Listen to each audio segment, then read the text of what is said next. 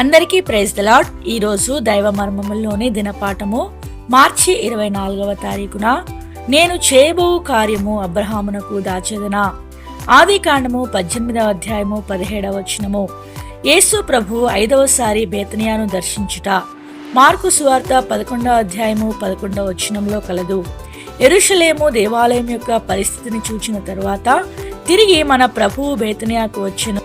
ఆ దినమున ఆయన యెరూషలేములోనున్న దేవాలయంలోను దేవుని సేవకుల మధ్య ప్రజల మధ్య ఏమేమి జరుగుచున్నది చూచి ఉండెను. ఇదే విధముగా తన ఉగ్రత వారి మీద కుమ్మరించకమునుపు ప్రభువు తన హృదయంలోని దుఃఖమును బేతనియాలోనున్న తన వారితో పంచుకొనుటకై అక్కడికి వచ్చెను. సొదొమ గొమొర్రాలను నాశనం చేయకముందు కూడా దేవుడు ఆ సంగతిని అబ్రహాముతో పంచుకొనెను.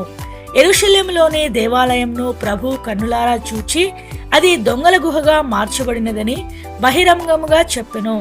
మార్కు సువార్త 11వ అధ్యాయము 17వ వచనము. మనము కూడా ఆత్మీయంగా ఎదిగినప్పుడు ఆయనకు గల అనేక భారములను మనతో పంచుకొనును. దేవుడి కొన్ని మాటలు దీవించి ఆశీర్వదించునుగాక. ఆమేన్.